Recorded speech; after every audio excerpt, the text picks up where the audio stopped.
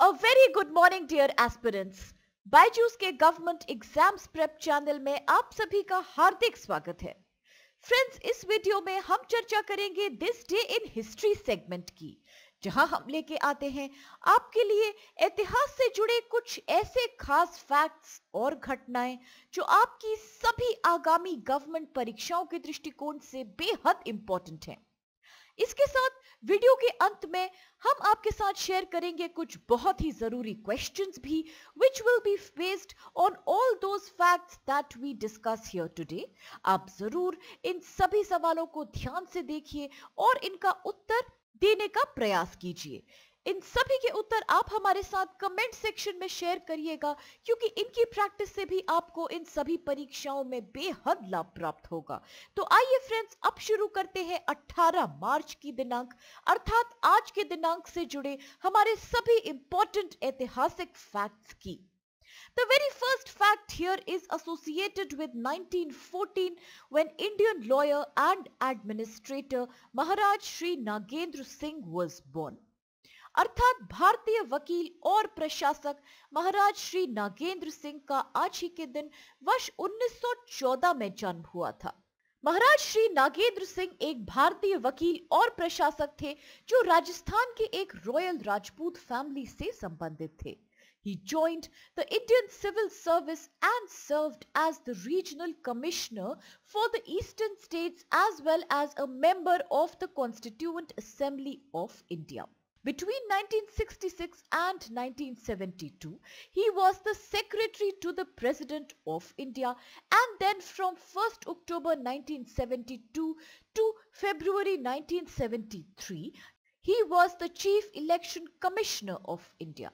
उनको अपॉइंट किया गया था as a representative of India in the United Nations Assembly, and he served on the United Nations International Law Commission on a part-time basis from 1967 to 1972। He was also elected as Secretary of the International Bar Association। In 1973, he moved to The Hague to become a judge of the International Court of Justice, and he was also its president between 1985 and 1988 when he retired। Nagendra Singh को उनके सभी important contributions के लिए 1938 में कामा पुरस्कार दिया गया था और 1973 में उन्हें भारत सरकार ने पद्म विभूषण से सम्मानित किया। यहाँ ये भी आप अवश्य याद रखिएगा दोस्तों कि Nagendra Singh was one of the 4 judges from India to have been the judges of the International Court of Justice in The Hague। The others were B.N. Rao, R.S. Pathak and Dalvir Bhandari. और इस संदर्भ में ये तो आप जानते ही होंगे कि the international court of justice आखिर क्या है। तो this is also sometimes known as the World Court, and it is one of the 6 principal organs of the United Nations। इसकी स्थापना हुई थी वर्ष 1945 में और इसके मुख्यालय हैं द हाग में स्थित, जो कि नीदरलैंड देश के अंतर्गत आता है। यह सक्सेसर है to the previous permanent court of international justice अर्थात PCIJ, which was established in 1920 by the League of Nations। और अगर बात करें कि कितने जजेस होते हैं इंटरनेशनल कोर्ट ऑफ जस्टिस, तो यहाँ टोटल 15 जजेस होते हैं elected by the general assembly and security council for 9-year term. और अब चल के देखते हैं दोस्तों आज का अगला फैक्ट कौन सा है, और यह संबंधित है 1965 वर्ष से when cosmonaut Alexei Leonov on board Voskhod 2 became the first person to walk in space। अर्थात cosmonaut Alexei Leonov on board Voskhod 2 अंतरिक्ष में चलने वाले पहले व्यक्ति बने थे। कई मामलों में सोवियत संघ कई वर्षों तक स्पेस रेस में संयुक्त राज्य अमेरिका से आगे रहा। विशेष रूप से 1950 के दशक में शुरुआती प्रयास के तहत 1957 में स्पुतनिक उपग्रह के प्रक्षेपण के साथ Alexei Leonov became the first person to do the spacewalk. He achieved this feat with the Soviet space program on March 18, 1965, when he went outside his capsule on Voskhod 2 program for 12 minutes and 9 seconds.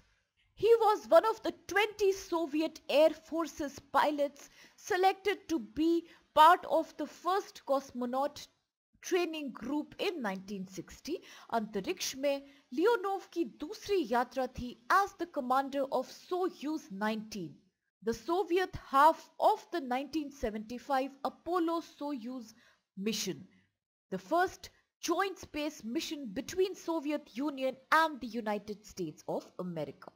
1976 से 1982 तक Leonov cosmonaut team chief cosmonaut के commander थे और Moscow oblast city में स्थित Yuri Gagarin cosmonaut training centre के deputy director भी रहे. उनकी सभी योगदानों और उपलब्धियों के लिए उन्हें 2 बार hero of the Soviet Union honour से सम्मानित किया गया था. विद दिस अब चल के देखते हैं आज का अगला फैक्ट कौन सा है, और ये एसोसिएटेड है वर्ष 2016 के साथ, when the exercise Iron Fist was concluded by the Indian Air Force. अर्थात भारतीय वायु सेना द्वारा एक्सरसाइज आयरन फिस्ट का आयोजन किया गया था. Iron Fist is an Indian air force exercise जो कि पोखरान में स्थित राजस्थान राज्य में करी गई थी. The Iron Fist is a biennial event where the Indian air force displays its fire power capacity to the public. यह एक डे एंड नाइट एक्सरसाइज है of the Indian air force where its fire and combat power and capabilities are exhibited. यह अब तक 2 बार conduct करी जा चुकी है, पहली बार इन 2013 एंड दूसरी बार इन 2016. On March 18, 2016, the exercise Iron Fist was conducted for the year 2016 by the Indian Air Force. This event had showcased 6 packages, each with a different theme. The show included more than 180 aircrafts, such as helicopters and fighters. The themes included the transformation of the Air Force, air defense, net-centric operations, combat support, night operations, and also soft power. इस show में manned as well as unmanned aircraft, surface to air and air to air missiles, and also special forces भी शामिल थी. यहाँ 103 fighters और 59 helicopters भी शामिल थे, exhibiting their powers.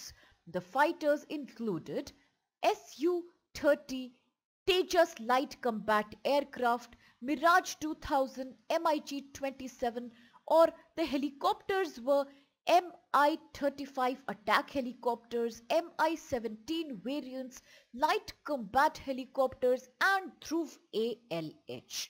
The forces also demonstrated simulated aerial combat and transfer of the air fuel in mid-air. Soft power display included aerobic show and a synchronized aerial ballad. वाकई ये भारत के लिए एक बेहद गर्व का मौका रहा. और अब चल के देखते हैं आज का अगला फैक्ट कौन सा है, और ये है कि किस प्रकार the ordnance factories day is observed in India every year. अर्थात भारत में हर साल ऑर्डिनेंस फैक्ट्री डे मनाया जाता है. The ordnance factory day is observed on 18th of March every year in India. The production of India's oldest ordnance factory, which is at Kosipur of Kolkata, was started in 18th of March 1802.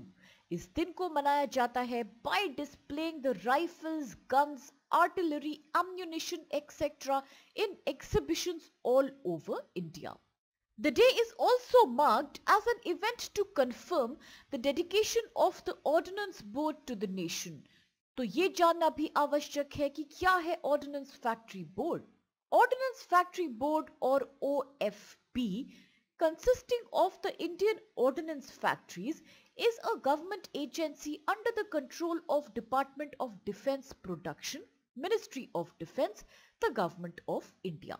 It is engaged in research, development, production, testing, marketing and logistics of a product range in areas of air, land and sea systems. OFB दुनिया का सबसे बड़ा सरकार द्वारा संचालित उत्पादन संगठन है और भारत का भी सबसे पुराना संगठन है. It is often called as the fourth arm of defense and the force behind armed forces of India. इसके मुख्यालय वेस्ट बंगाल की राजधानी कोलकाता में स्थित हैं. तो अब आइए दोस्तों चल के देखते हैं कौन से क्वेश्चंस आज हमारे सामने हैं. The very first question is, where are the headquarters of the international court of justice situated. अर्थात इंटरनेशनल कोर्ट ऑफ जस्टिस का मुख्यालय कहां स्थित है. ऑप्शंस आपके सामने हैं. ए पेरिस, बी द हाग, सी न्यूयॉर्क या फिर D London. Next question is, who became the first person to walk in space? अर्थात अंतरिक्ष में चलने वाले पहले व्यक्ति कौन बने थे. ऑप्शंस में कुछ नाम आपके सामने हैं, जैसे कि A Alexei Leonov, B Yuri Gagarin, C Neil Armstrong या D Buzz Aldrin. The next question is, when was the second edition of the Iron Fist Air Force exercise held? अर्थात आयरन फिस्ट एयरफोर्स अभ्यास का दूसरा संस्करण कब आयोजित किया गया था. ऑप्शंस आपके सामने हैं. ए 2015, बी 2016, सी 2014 या D 2017. The next question says, when is the ordnance factories day observed. अर्थात ऑर्डिनेंस फैक्ट्रीज डे कब मनाया जाता है. ऑप्शंस हैं. ए 17 मार्च, बी 15 मार्च, सी 16 मार्च या D 18 March. The next question is, where are the headquarters of the Ordnance Factory Board अर्थात OFB situated? अर्थात ordnance factory board का मुख्यालय कहां स्थित है. ऑप्शंस में कुछ शहर आपके सामने हैं. आपको बताना है कि क्या है इसका सही उत्तर और कौन से शहर में है OFB के हेडक्वार्टर्स. तो ऑप्शंस हैं. ए पुणे, बी मुंबई, सी कोलकाता या D Gwalior. And the next question is, how many judges are there on the panel of the International Court of Justice? अर्थात अंतरराष्ट्रीय न्यायालय के पैनल में कितने न्यायाधीश होते हैं. ऑप्शंस है. ए 14, बी 16, सी 15 या डी 12. अब इन सभी दिलचस्प सवालों के साथ आज के इस सेशन को हम यही समाप्त करते हैं, इस आशा के साथ कि आप सभी को इससे बेहद लाभ मिलेगा. और दोस्तों, अगर आपको ये वीडियो पसंद आया हो तो प्लीज आप लोग चैनल को लाइक, शेयर और सब्सक्राइब अवश्य कीजिए. इनफैक्ट अपने सभी दोस्तों के साथ भी इसे शेयर करना ना भूलिए. हमारे सभी क्वेश्चंस के उत्तर आप लगातार हमारे साथ कमेंट सेक्शन में शेयर करते रहिए. And with this, have a great day. Thank you so much to all of you.